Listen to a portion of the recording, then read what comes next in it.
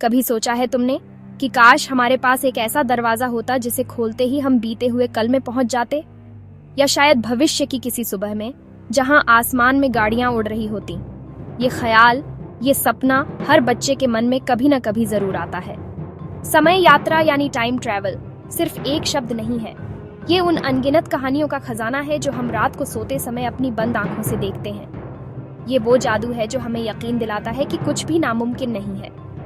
हमारी दादी नानी की कहानियों में जैसे परियां होती थीं, वैसे ही आज के बच्चों की दुनिया में टाइम मशीन होती है जो उन्हें कहीं भी किसी भी वक्त में ले जा सकती है। ये वो कल्पना है जो रात के अंधेरे में चांद की रोशनी के साथ हमारे कमरे में उतरती है, जब हम अपनी रजाई में दुबके अपनी पसंदीदा कॉमिक बुक पढ़ रहे होते हैं। शहर की एक शांत सी गली में एक छोटा सा घर था और उस घर में था आरव का कमरा। आरव कोई असाधारण बच्चा नहीं था। वो स्कूल जाता, दोस्तों के साथ खेलता, कभी कभी होमवर्क न करने पर डांट भी खाता। लेकिन जैसे ही रात होती, उसका छोटा सा कमरा एक जादुई दुनिया में बदल जाता।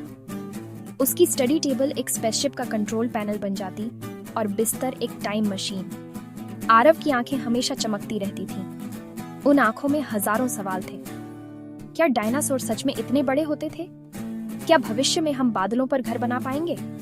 उसके कमरे की दीवारों पर ग्रहों के पोस्टर लगे थे और रॉकेट के पोस्टर भी। पर आरव के लिए दुनिया से भी बड़ा था समय। वो अपनी घड़ी की टिक टिक को बड़े ध्यान से सुनता और सोचता कि ये आवाज उसे कहाँ ले जा रही है। एक रात जब बाहर हल्की हल्की बारिश हो रही थी, आरव अपनी पसंदीदा साइंस फिक्शन किताब पढ़ रहा था। उसमें एक हीरो था जो एक चमकती हुई मशीन में बैठकर भविष्य में चला जाता था। उस कहानी ने आरव के मन में एक चिंगारी जला दी। उसने अपनी आंखें बंद की और कल्पना करने लगा, काश मेरे पास भी ऐसी ही एक मशीन होती।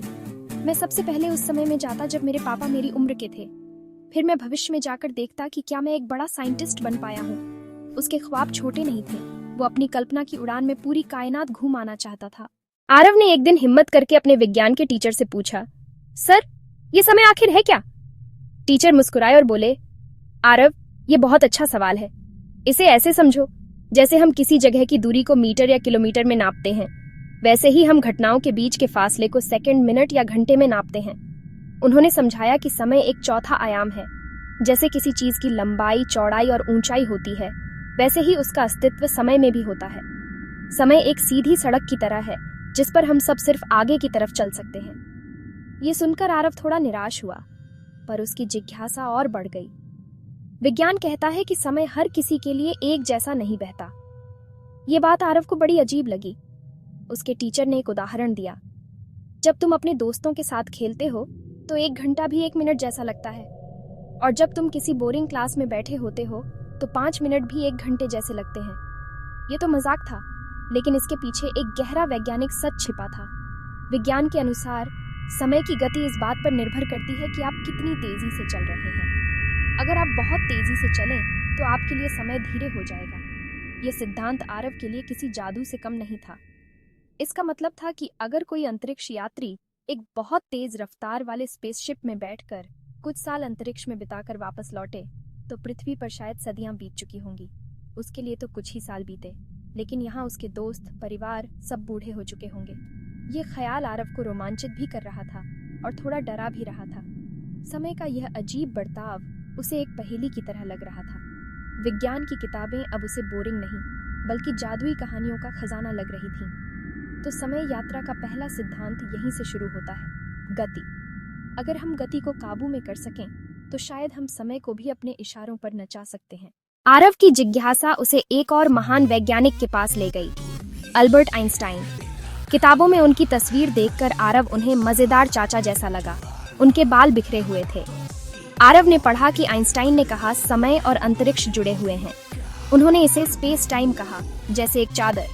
भारी चीजें, सूरज, ग्रह इस चादर को झुकाती हैं। झुकाव का मतलब है भारी गेंद चादर पर, इसलिए ग्रह सूरज के चक्कर काटते हैं। इसे गुरुत्वाकर्षण या ग्रेविटी कहते हैं। सापेक्षता का सिद्धांत था आइंस्टाइन का बड़ा मंत्र।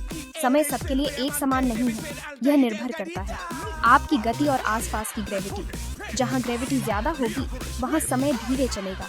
पहाड़ की चोटी पर रहने वाला बनाम समुद्र के किनारे रहने वाला, अंतर बहुत छोटा है, फिर भी सच है। आरव हैरान रह गया। यह सिद्धांत फिल्मों की टाइम मशीन का आधार बना। बैक टू द फ्यूचर जैसी फिल्में, तेज car equal sign time machine, DeLorean जैसी कार तेज गति से समय को चकमा देती है। आइंस्टाइन ने वर्म होल की संभावना भी बताई। Wormhole equal sign space time shortcut या सुरंग। ये जोड़ सकता है दो दूर हिस्से या दो अलग समय। कल्पना, कागज के दो सिरों को मोड़ो, बीच में पेंसिल से छेद करो। अब तक वर्म होल नहीं मिला, पर विचार वैज्ञानिकों और कहानीकारों को लुभाता है। आरव के लिए आइंस्टाइन अब सिर्फ वैज्ञानिक नहीं, बल्कि एक जादूगर था जिन्होंने समय के रहस्यों से पर्दा उठाया। उस रात विज्ञान और आइंस्टाइन के बारे में पढ़ते पढ़ते आरव को नींद आ गई और फिर उसके सपनों की टाइम मशीन ने अपनी पहली उड़ान भरी। अचानक उसे अपने बिस्तर में एक झटका सा महसूस हुआ। जब उसने आंखें खोलीं तो वो अपने कमरे में नहीं था। चारों तरफ ऊंचे ऊंचे पेड़ थे, इतने ऊंचे कि आसमान छू रहे हैं। हवा में अजीब सी नमी और अनजानी पौधों की गंध थी। दूर से किसी भारी जानवर के गरजने की आवाज आई। आरव समझ गया, वो लाखों साल पीछे डायनासोर के युग में पहुंच गया था। उसका दिल जोर जोर से धड़क रहा था, पर डर से ज्यादा रोमांच था। उसने देखा एक विशाल ब्रैकियोसॉरस पेड़ की पत्तियां खा रहा था। वो किताबों से कहीं ज्यादा बड़ा और असली था। आरव झाड़ी के पीछे से उसे देखने लगा। उसकी त्वचा खुरदरी और मजबूत दिख रही थी। उसने जेब में मोबाइल निकालने की कोशिश की, पर जेब खाली थी। वह मुस्कुरा दिया और मन में उस पल को कैद कर लिया। तभी कुछ छोटे छोटे कॉम्प्सोग्नाथस जमीन पर तेज भाग रहे थे। वे मुर्गियों जैसे लगते थे, पर थोड़े खतरनाक। आरव को याद आया कि सब डायनासोर खतरनाक नहीं होते, कुछ शांत और शाकाहारी होते हैं। यह दुनिया डरावनी नहीं, बल्कि अनोखी और खूबसूरत थी। आसमान में टेरोडैक्टाइल उड़ रहे थे। ये एक लाइव शो जैसा था। इतिहास सच में जिंदा था। अचानक जमीन कांपने लगी। एक विशाल टायरानोसॉरस रेक्स दहाड़ता हुआ आ रहा था। अब आरव सच में डर गया। उसने आंखें कसकर बंद कर लीं और अपने बिस्तर के बारे में सोचने लगा। वो मन ही मन टाइम मशीन को बुला रहा था, वापस चलो। एक जोर का झटका लगा। जब उसने आंखें खोली तो वो अपने बिस्तर पर था। खिड़की से सुबह की पहली किरण आ रही थी। सपना टूट चुका था, पर डायनासोर की दुनिया का रोमांच उसकी यादों में रह गया था। अगली रात आरव ने अपनी सपनों की टाइम मशीन को भविष्य के लिए सेट किया। वो साल 2125 में जाना चाहता था। इस बार का झटका पहले से ज्यादा तेज था। जब आंखें खुलीं तो सब कुछ चमक रहा था। वो एक शीशे के बने शहर में खड़ा था।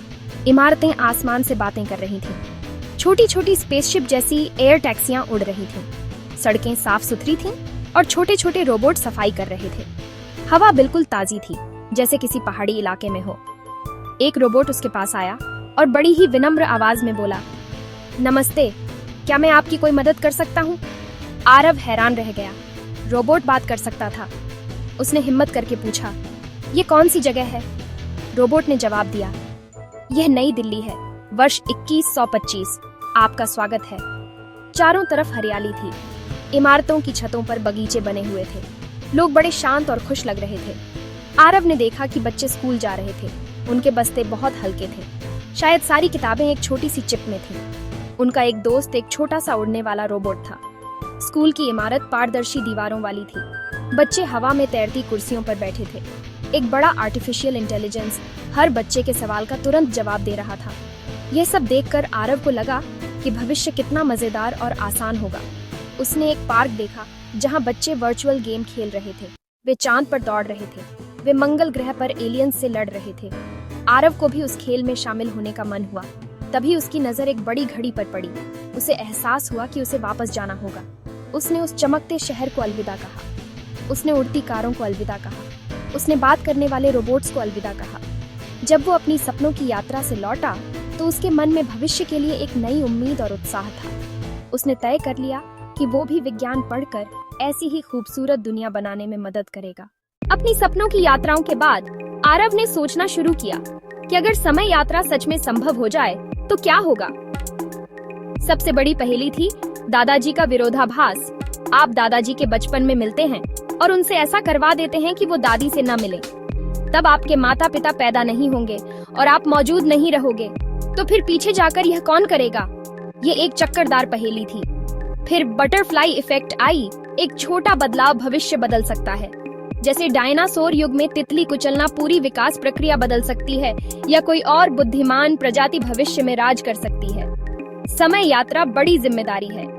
अतीत की छोटी छेड़छाड़ पूरे भविष्य का नक्शा बदल सकती है। आरव को यह सोच डराने लगा। समय यात्रा के मजेदार पहलू भी थे। न्यूटन के सिर पर सेब गिरने से पहले उसे पकड़ना, अपने पसंदीदा गायक का पहला कॉन्सर्ट देखना, भविष्य में जाकर लॉटरी नंबर पता करना। ये सब मजेदार थे, पर हर मजे के साथ खतरा भी जुड़ा था। समय यात्रा सिर्फ मशीन नहीं, यह नैतिक और दार्शनिक सवालों का जाल है। क्या हमें इतिहास बदलने का हक है? क्या हमें भविष्य पहले से जान लेना चाहिए? शायद नहीं। शायद समय जैसा है वैसा ही रहना चाहिए। अतीत से सीखें, बदले नहीं। भविष्य रहस्य रहे। अब आरव इसे एक खेल नहीं बल्कि गंभीर विषय समझता था। 2 रातों की रोमांचक यात्राओं के बाद आरव जब अगली सुबह उठा तो उसका नजरिया बदल चुका था। उसका कमरा अब सिर्फ एक कमरा नहीं था, बल्कि अनंत संभावनाओं का एक लॉन्च पैड था।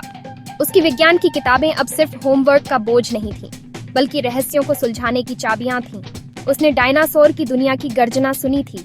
उसने भविष्य के चमकते शहर को देखा था। ये सब भले ही एक सपना था, लेकिन उन सपनों ने उसे एक असली सच सिखा दिया था। सच यह था कि सबसे बड़ी और कीमती चीज कोई टाइम मशीन नहीं, बल्कि आज है। ये पल जो हम जी रहे हैं। उसे समझ आया कि अतीत में जाकर कुछ बदलने की कोशिश करना बेकार है। जो हो गया वो हो गया। ये हमारे अनुभव हैं, हमारी सीख हैं। पुराने खिलौने याद करके मुस्कुराना, अपनी गलतियों से सबक लेना, पर उस समय में वापस नहीं जाना। अतीत एक बंद किताब है जिसे हम पढ़ सकते हैं, उसके पन्ने दोबारा नहीं लिख सकते। दादाजी की ब्लैक एंड व्हाइट तस्वीर वैसी ही खूबसूरत है। बीता कल हमें मजबूत बनाता है, हमारी जड़ों से जोड़ता है। भविष्य की चिंता व्यर्थ है। भविष्य कैसा होगा ये कोई नहीं जानता। उड़ती कारें हो सकती हैं या कुछ और अज्ञात। अगर हम आज मेहनत करेंगे, पेड़ लगाएंगे, नई चीजें सीखेंगे, तो भविष्य अपने आप सुनहरा हो जाएगा। भविष्य एक कोरा कागज है जिस पर कहानी हमें आज अपनी कलम से लिखनी है। अगर हम पहले से ही सब कुछ जान लेंगे तो जीने का रोमांच ही खत्म हो जाएगा। हर दिन एक नया सरप्राइज है और यही जिंदगी का सबसे बड़ा मजा है। आरव अपने बिस्तर से उठा और खिड़की के पास गया। बाहर सूरज निकल रहा था, चिड़ियां चहचहा रही थी। उसके दोस्त साइकिल लेकर उसे बुला रहे थे। उसने एक गहरी सांस ली। यही उसका समय था, उसका आज। न उसे डायनासोर के युग में जाना था, न ही 100 साल आगे। उसे यही पल जीना था, अपने दोस्तों के साथ खेलना, अपना होमवर्क करना, अपने परिवार के साथ वक्त बिताना। समय यात्रा का सबसे बड़ा सबक यही था, वर्तमान में जियो, क्योंकि यही वो समय है जो सच में हमारा है, जिसे हम बदल सकते हैं, बेहतर बना सकते हैं। आरव की कहानी सिर्फ एक बच्चे की कहानी नहीं है, ये हम सब की कहानी है। हम सब के अंदर एक आरव छिपा है, जो सपने देखता है, जो सवाल पूछता है, जो नामुमकिन को मुमकिन करने की सोचता है। समय यात्रा संभव है या नहीं, यह सवाल शायद आने वाले कई सालों तक वैज्ञानिकों को उलझाए रखेगा। हो सकता है कि एक दिन हम सच में ऐसी मशीनें बना लें, या हो सकता है कि यह हमेशा के लिए सिर्फ एक सपना ही रह जाए। लेकिन इसका जवाब उतना जरूरी नहीं है जितना जरूरी है सवाल पूछते रहना और सपने देखते रहना।